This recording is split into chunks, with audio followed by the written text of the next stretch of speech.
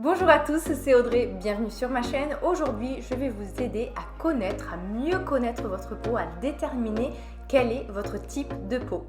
Alors pourquoi est-ce si important de connaître son type de peau? Ça va totalement déterminer comment vous allez prendre soin d'elle, quelle routine de soins adopter et quels produits vous allez utiliser. Comment vous allez faire pour reconnaître votre type de peau? Ça va être très simple. Ça va être tout simplement en l'observant visuellement et en ressentant vraiment les sensations que vous éprouvez, les différents petits indices qui peuvent vous indiquer quel est votre type de peau. Au niveau de l'aspect visuel, ça va être est-ce que votre peau est fine? Est-ce qu'elle est rugueuse? Est-ce qu'elle est plutôt épaisse? Comment sont vos pores? Est-ce qu'elle brille? Est-ce qu'elle est plutôt mate? Y a-t-il des boutons, des comédons, des vaisseaux apparents, des plaques de sécheresse? Et au niveau de votre ressenti, que ressentez-vous? Vous ressentez plutôt une peau grasse, luisante, un peu chargée? Vous allez ressentir de l'inconfort, des tiraillements, des rougeurs, de la chaleur, des démangeaisons ou rien de particulier. Avant toute chose, il faut savoir que le type de peau est en général déterminé génétiquement, mais beaucoup de facteurs peuvent l'influencer, donc notamment tout ce qui va être hormones. Beaucoup de choses vont jouer sur les hormones, telles que l'alimentation, l'hygiène de vie et l'âge aussi, va faire que votre type de peau peut évoluer. Alors tout d'abord, on va différencier le type de peau, votre type de peau et votre tendance. Parce qu'en fait, on a un type de peau qui est constant, qui est déterminé, mais on peut avoir occasionnellement des problématiques, des tendances, des petits soucis qui vont venir s'y greffer ponctuellement. Votre type de peau est constant, tandis que votre tendance ou votre problématique, voire une maladie de peau, c'est un état ponctuel.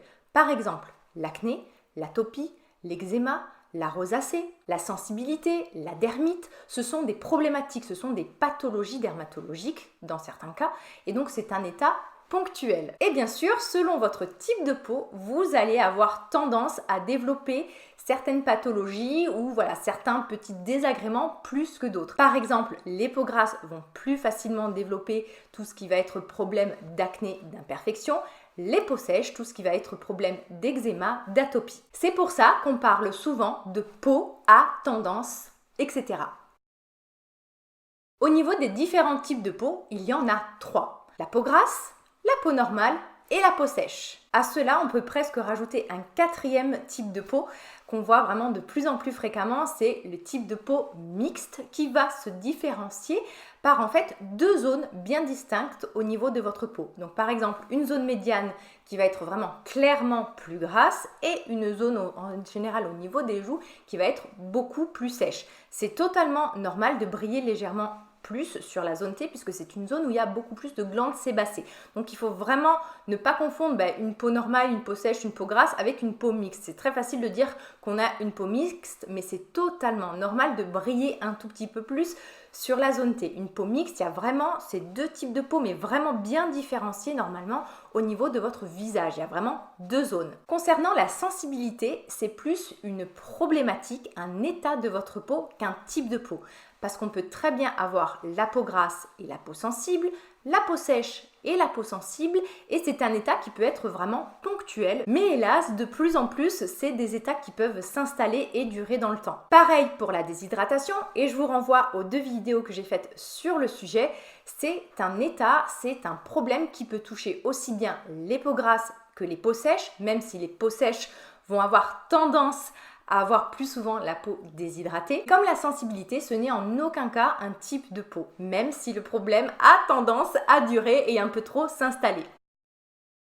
Parlons de la peau normale. Alors la peau normale, c'est la peau qui ne pose aucun problème. En général, lorsqu'une personne a la peau normale et qu'on lui demande comment est votre peau, souvent c'est des personnes qui ne savent pas vraiment quoi répondre. Elle n'est ni grasse, ni sèche, donc en général, c'est des gens qui vont dire « je ne sais pas ». Une peau normale se caractérise par une production de sébum, mais adéquate, ni trop peu, ni pas assez. C'est une peau qui est ni trop fine, ni trop épaisse, avec un joli grain de peau, des pores en général qui sont assez resserrés. On n'a pas de sensation particulière d'inconfort ou de brillance. Il peut avoir des fois des petits problèmes d'inconfort qui vont venir apparaître, mais c'est plus lorsqu'on va être exposé par exemple au froid l'hiver pour la sécheresse ou quelques brillances par exemple l'été en pleine chaleur ou si on utilise des produits trop gras. C'est une peau qui a un joli aspect, qui n'est pas terne, qui n'est pas luisante, c'est un peu comme une peau d'enfant on va dire. Les peaux grasses, quant à elles, ont vraiment une production de sébum excédentaire. Donc c'est clairement une peau qui brille, qui est grasse. De par cette surproduction de sébum, les pores sont dilatés. Souvent, ce sont des peaux qui sont beaucoup plus épaisses que d'autres, peut-être un peu irrégulières, avec des imperfections qui apparaissent fréquemment, des comédons, des boutons inflammés. C'est un type de peau qu'on rencontre souvent à l'adolescence parce que les glandes sébacées réagissent énormément aux hormones. C'est pour ça que, comme je vous disais en début de vidéo, que tout ce qui va influer sur nos hormones, c'est-à-dire l'alimentation, le stress, le sommeil, notre hygiène de vie, va influencer sur l'état de notre peau.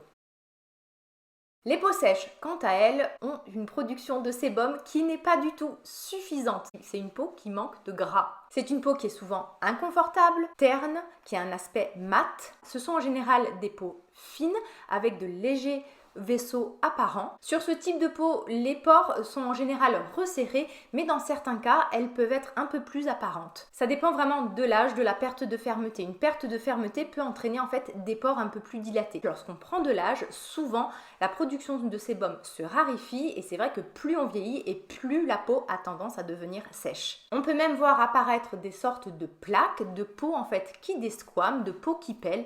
C'est typiquement en fait une peau qui est trop sèche. Comme je le disais tout à l'heure en début de vidéo, selon votre type de peau, vous allez avoir tendance à développer certaines problématiques. Et donc votre peau va être beaucoup plus exigeante, il faudra en prendre beaucoup plus soin et vraiment s'orienter vers des produits adaptés à la fois à votre type de peau et à votre tendance. En général, on distingue les peaux mixtes à grasses à tendance acnéique, les peaux sèches à tendance atopique et les peaux sensibles à tendance cuprosique. Encore une fois, pareil, on reconnaît assez facilement ces états. Les peaux à tendance acnéique sont des peaux qui brillent énormément, les pores sont dilatés, il y a de nombreuses imperfections, des comédons, le maquillage tient très mal. C'est des peaux qui pourraient presque se passer de crème parce que la production de sébum est vraiment excédentaire.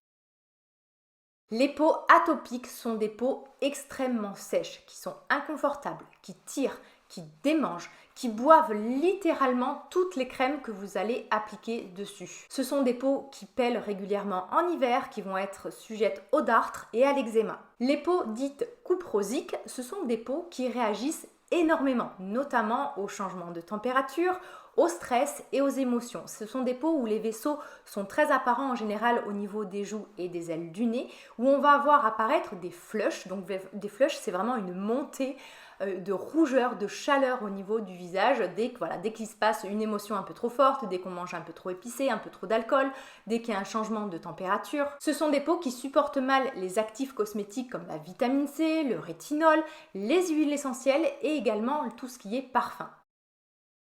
Petite remarque, on a vite tendance à confondre les peaux déshydratées des peaux sèches.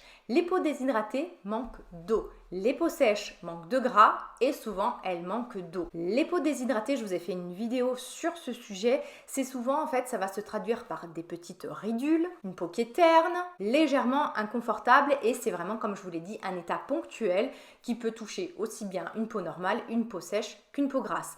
La peau sèche, c'est vraiment un inconfort très très important avec un cruel manque de gras. Donc faites attention, souvent on distingue mal ces deux types de peau. Pareil, il ne faut pas confondre une véritable peau grasse d'une peau qui est grasse parce qu'on utilise trop de soins ou des produits trop gras. Et comme je vous le disais, pour les peaux mixtes, c'est totalement normal de briller un tout petit peu plus sur la zone T. Il faut vraiment briller beaucoup plus sur cette zone comparée aux autres zones du visage. Désormais, vous savez comment reconnaître votre type de peau et j'espère que vous avez su identifier quelle est votre tendance. N'hésitez pas d'ailleurs à me le mettre en commentaire, quel est votre type de peau et quelle est votre tendance. À partir de cela, vous allez pouvoir mieux choisir vos produits de beauté et construire vos routines de soins et vous savez que mes vidéos sont là pour vous aider dans ce sens. Pour ceux qui souhaitent plus de conseils beauté, je vous renvoie à ma playlist astuces et conseils beauté où vous allez trouver vraiment plein de vidéos sur la peau, également aussi sur les cheveux. Vous pouvez me suivre tous les jours sur Instagram ou même me rejoindre sur Patreon où je propose des formules d'accompagnement privé personnalisées. Comme d'habitude, je vous encourage à liker cette vidéo si elle vous a plu et à la partager autour de vous. On se retrouve très prochainement. En attendant, prenez bien soin de vous. On se dit à très vite. Bye bye.